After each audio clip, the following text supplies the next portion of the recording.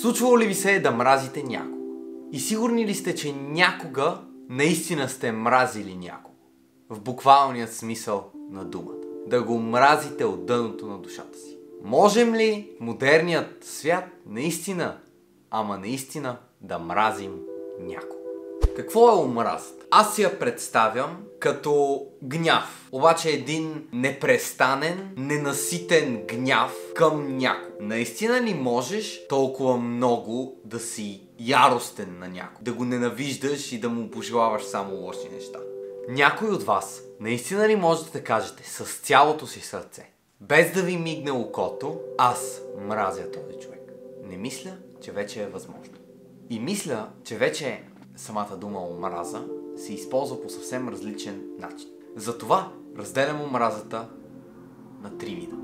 Първият вид бих казал, че не е омраза, а е просто невежество. Защото омразата е първият признак и е лицето на невежеството. Най-вероятно много от вас са забелязали някой човек, който не е съгласен с вас, не е на вашето мнение или просто не ви разбира, постоянно ви критикува и ви мрази. Това за мен е първият вид омраза, в която много хора се припознават и мисля, че много хора имат такива, които просто използват хапливи думи и ти подмятат някакви нападки или просто спорят с теб за безсмислени, наистина безсмислени работи, които нямат адекватна причина да ти кажат те защо изпитват тази ненавист към теб или защо не са съгласни с теб, а просто са така програмирани. Например, имаше едно клипче на Етелтрит, което гледах, където някакъв в стрима започва да му задава някакъв въпрос за комунизма, но така и не задава въпроса си и само го хейти. Такива хора наистина са невежи. Те нямат адекватна преценка за това какво се случва. Те не искат да ти повярват на теб за нещата, които ти казваш и те си знаят свое. Това са едни конескапаци, малко или много, които не виждат по-голямата картинка от нещата. Които не влизат в обувката на другите хора и които виждат или са чули само една страна и са твърдо зад нея. Мисля, че много хора в днешно време са точно такива. Те мразят дадени неща, ненавиждат ги и не ги харесват, но те никога няма да се вкарат в техните обувки. Да помислят защо човекът пред тях мисли по този начин и да се опитат да го разберат. Не, те ще спорят с него, те ще се опитват да го провокират по някакъв начин, само и само, за да изкарат най-лошото от него. Това са невежи хора, които нямат друга работа, освен да си мислят, че единственото правилно мнение на този свят е тяхното.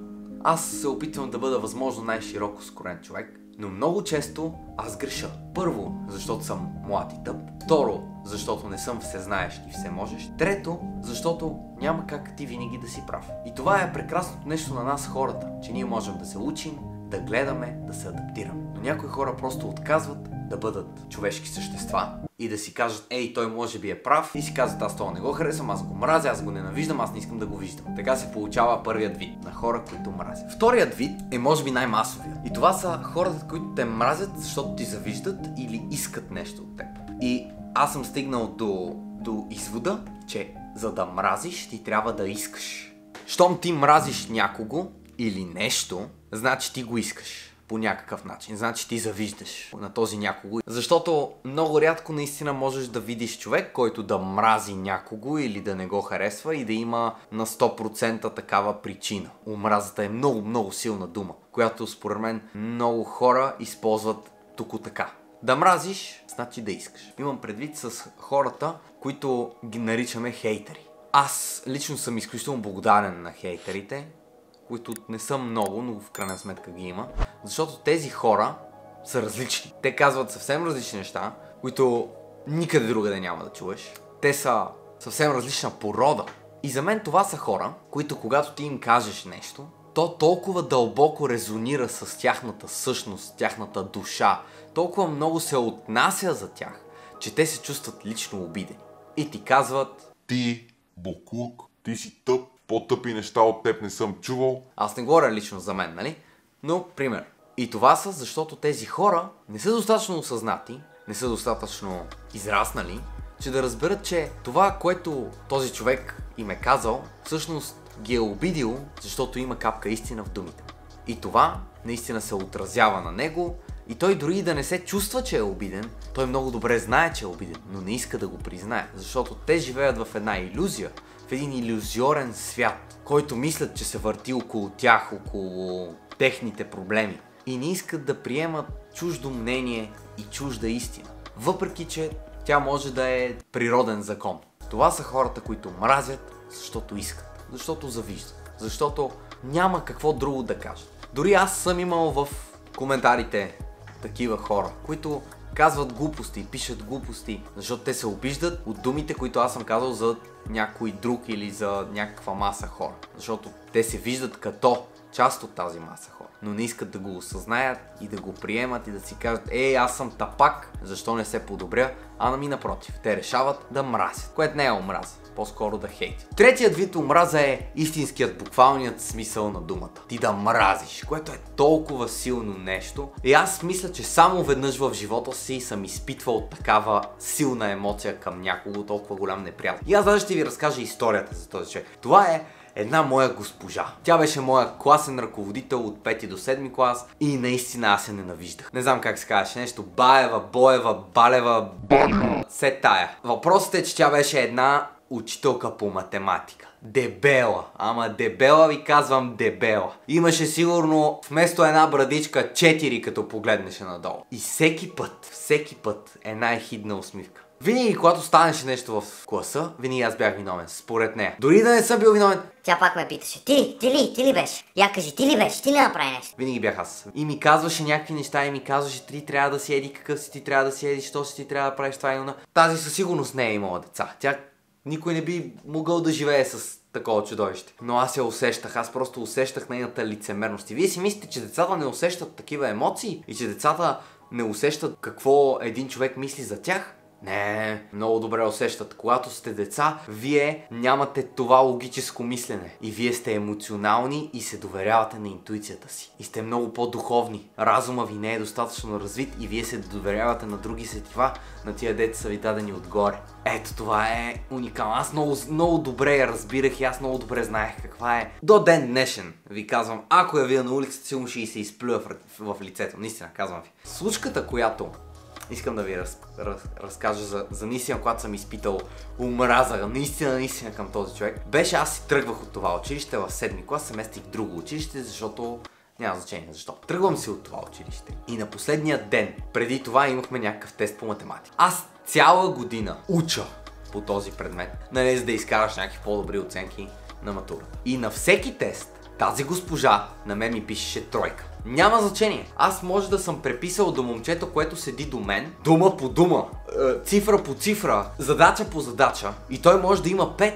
Няма значение, аз пак ще имам 3. Няма значение дали аз съм преписал, няма значение дали аз съм решил задача, няма значение. Всяка моя оценка тази година беше 3. Всяка една. И никога няма да забравя. Аз си тръгвам на последния ден. Чао госпожо, чао даскало, чао всички. И си помня, аз стоя на чина и тя нарочно ме оставя последен да кажа оценките на целия клас. Тя обичаше така. Изважда тефтерчето и чете на всички оценките от до. И нарочно. Аз знам, нарочно ме оставя последен. Защото попреди бях по средата. Но този път нарочно ме оставя последен да ми каже оценката. Цяла година ми пише само тройки. Нищо друго не ми е писала. Само тройки. Няма значение.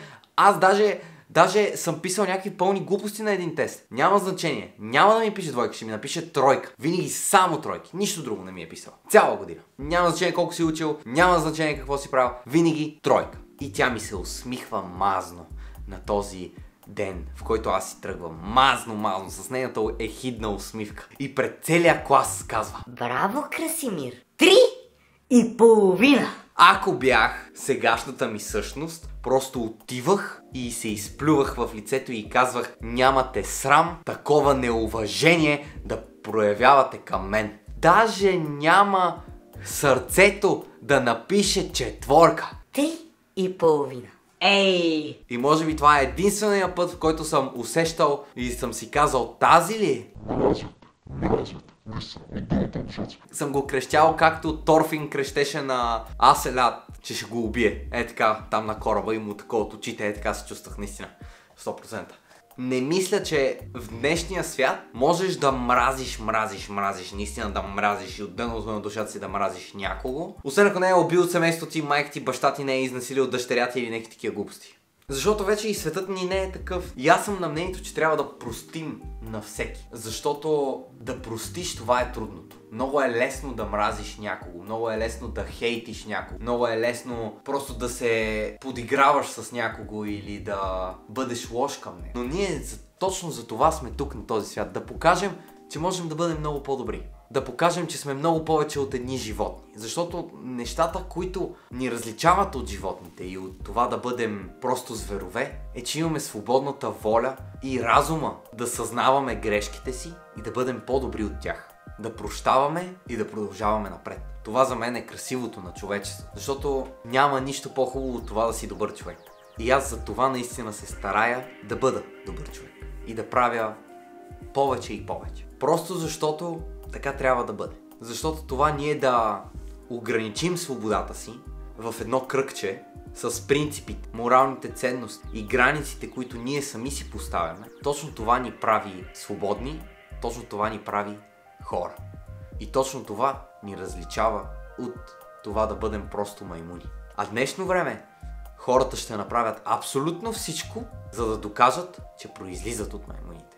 А не за да докажат, че са нещо много повече. Аз бях Краско Харалампи. Това е едно скромно видео от мен. Просто мои размишления, както винаги. Абонирайте се, коментирайте, просто коментирайте. Може да е какво мислите за видеото, може да напишете някаква шегичка, не ме интересува, може да напишете една буква в коментарите. Пак много ще се радвам да коментирате, защото наистина, ако сте забелязали, аз реагирам на всеки коментар, отговарям на всеки коментар, прочитам всеки коментар и обожавам да коментирате. И няма да ми омръзне да коментирате, затова коментирайте. И не забравяйте да станете членове на канала, защото е за добра кауза. Чао! Като Слави Клашера съм с усмивка в банката. Абонирайте се и ударете към банката.